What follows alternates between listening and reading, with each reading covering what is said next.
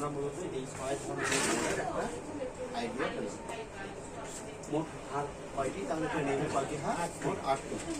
6 প্রকারের হাত থাকে মোট 8টি। তো এটা দেখলাম একটা। এখন আমরা দেখবো যে দেখেন যে এই যে আমরা একটা রোগের নাম বলছিলাম যে ওপেন ফোর্নামেন্টস, মানে ছোট বাচ্চাদের কি হয়, মাথার হাত জোড়া লাগে, দেরিতে জোড়া লাগে। ব্রহ্মতালিক ও ভার্টেক্সটার এই জায়গাটাতে কি হয়, দপ দপ দপ দপ করে এরকম করে না, সবসময় মনে ভাসতেছে, নামতেছে, ঢুকতেছে, এরকম মনে হয়। তো এটা একটা রোগ হচ্ছে, তার হচ্ছে এই হাতটা কি নির্দিষ্ট সময়ে জোড়া লাগে, জোড়া লাগতেছে অনেক দেরিতে লাগে। এর আমাদের ভালো দুটো মেডিসিন আছে, একটা হলো ক্যালকেরিয়া কার্ড আর একটা হচ্ছে ক্যালকেরিয়া ফস। আসলে আমরা দুইটা কি মিশিয়ে দেবো পেশেন্টকে? একটা দেবো। কেন, কোনটা দেবো? ক্যালকেরিয়া কার্ড দেবো না ক্যালকেরিয়া ফস দেবো? ক্যালকেরিয়া কার্ড দেবো।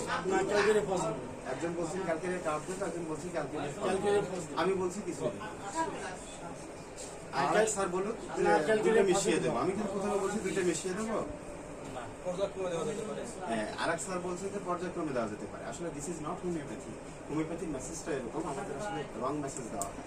হোমিওপ্যাথির মেসেজটা এরকম যে আসলে পেশেন্ট আমাকে যে সিমটম দিবে, সেই সিমটম অনুযায়ী যে মেডিসিন ডিমান্ড করবে আমাকে সেই মেডিসিনটা সাপ্লাই করবে। বোঝা গেল? পেশেন্ট অবশ্যই এই দুইটা মেডিসিনকেই সিমটম বলবে, এই দুইটা মেডিসিনের সিমটমেই বলবে। যে কোনো একটা মেডিসিনের সিমটম আপনাকে পেশেন্টের মধ্যে যে সিমটমটা বেশি পাবেন, যে মেডিসিনের সিমটমটা বেশি পাবেন, সেই মেডিসিনটা দিবেন। কেন দুটা দেবেন? কেন পর্যায়ক্রমে দেবেন? হ্যাঁ, পর্যায়ক্রমে লাগতে পারে। এখন ক্যালকেরিয়া ফস হচ্ছে পেট ভিতরের দিকে থাকবে, খুব লিকলিকে চেহারা, লিনথিন ইমাসিয়েটেড থাকবে, পাতলা দেখতে, চিকন থাকবে, তাকে আপনি ক্যালকেরিয়া ফস দেবেন। কিন্তু ক্যালকেরিয়াটা কাকে দেবেন? যে হবে মোটা থলথলে, অবিস, ফেয়ার ফ্যাটি ফ্লেভি, দেখতে খুবই সুন্দর, নাজু সুন্দর চেহারা, গোলগাল বাচ্চা, হ্যাঁ দেখতে খুবই সুন্দর, তার মাথার ঘামে বালিশ ভেজে যায়, তার হয়তো সবসময় কনস্টিপেশন থাকে, মানে কি কোষ্ঠকাঠিন্য থাকে, তারপর হচ্ছে তার কি হয়, সে একটু ভীত টাইপের হয়, টিমিড টাইপের হয়, হ্যাঁ মানে সবাই ভয় পায়, সবকিছুতে ভয় পায়, মাথা প্রচুর ঘামে, তারপর তার দুধ অসহ্য হয়, এই ধরনের, তার হয়তো ডিম পছন্দ হয়, হ্যাঁ এরকম বাচ্চাদের ডিম পছন্দ, ডিম খুবই পছন্দ, ডিম খাইতে খুব ভালোবাসে। এই ধরনের স্ট্রাকচার যদি পাই তাহলে আমরা তাকে ক্যালকেরিয়া কার্ড। তাহলে বোঝাইতে পারলাম কি যে আসলে কাকে ক্যালকেরিয়া কার্ড দেবো আর কাকে ক্যালকেরিয়া ফার্স্ট দেবো? দুইটাই কিন্তু ক্যালসিয়ামের ঘাটতির কারণেই হচ্ছে। ক্যালসিয়ামের ঘাটতির কারণে, ল্যাক অফ ক্যালসিয়াম, ক্যালসিয়ামের ঘাটতির কারণে তার এই হাড়গুলো জোড়া লাগতেছে না নির্দিষ্ট সময়। তাহলে আমি কি আইডেন্টিফাই করতে পারছি যে আসলে কোনটা ক্যালকেরিয়া কার্বের পেশেন্ট আর কোনটা ক্যালকেরিয়া ফস? তাহলে কি এখন মেডিসিন সিলেকশন করা খুব ইজি নাকি টাফ? তাহলে দেখেন আমাদের এক্সাক্ট পয়েন্টে আসতে হবে। কেন আমরা রেপার্টরি করি? রেপার্টরি আমাকে চালাবে না, আমি রেপার্টরিকে চালাবো, জাস্ট একটু হেল্প নেই। ঠিক আছে? আমরা এই ছোট থেকে বড় হচ্ছে, বিভিন্ন জায়গায় পড়াশোনা করছি, সবসময় কি আমরা আমাদের স্যারদের একটা সময় থেকে স্যারদের পেছনে দৌড়ে যাই, স্যারদের কাছ থেকে জানার জন্য। স্যার যখন জেনে নিলাম তখন কি আমরা ওইভাবে আরো যাওয়ার সময় হয়?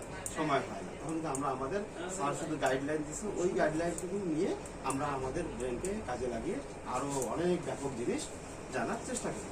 ঠিক আছে? তাহলে এটা, তাহলে এখন আসি, এই একটা জায়গাগুলো থাকে এগুলো কিন্তু জোড়া লাগে, এগুলো কিন্তু জোড়া লাগে, এগুলো কিন্তু আসলে নিউনেটালদের, নিউনেটাল বেবিদের কি থাকে না, জোড়া লাগা থাকে না, আস্তে আস্তে পর্যায়ক্রমে জোড়া লাগে। এই যে ফাঁকা অংশগুলো, এগুলোকে বলা হয় সুচার। প্রত্যেকটা হাড় যদি আলাদা করি, মাথার অপারেশন হয়, তো তখন কি তারা যে কোনো যেমন তেমন করে কি মাথা অপারেশন হতে পারে? আসলে এইভাবে হাড়গুলো আলাদা করতে হয়।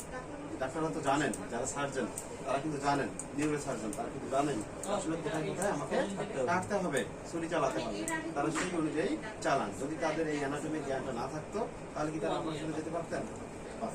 তারা আসলে অনেক অভিজ্ঞ, খুব সুন্দরভাবে অপারেশন করে। এবারে আসি যে আসলে আমি বললাম যে এই যে ফাঁকা জায়গাগুলো, এই যে একটা হাড়ের সাথে যে আরেকটা হাড়ের সংযোগ লাগতেছে, এই সংযোগ লাগার জায়গাগুলোকে বলা হয় সুচার। কি বলা হয়? সুচার। বানানটা এরকম,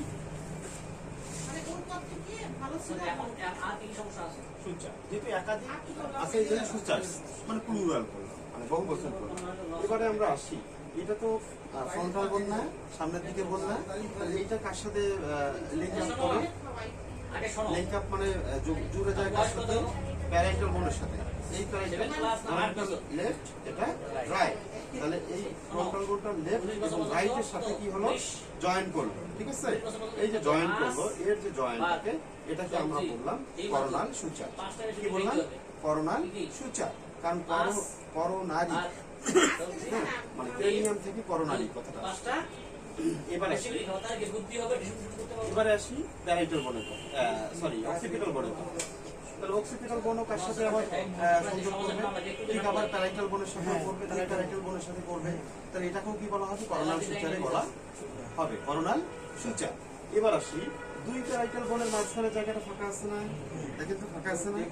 দুইটা জুড়ে যাবে না, একসাথে সংযোগ করবে না, এইটাকেও সুচার বলা হয়। কিন্তু এই সুচারের নামটা আলাদা, এটাকে বলা হয় সাজিটাল সুচার। কি বলা হয়?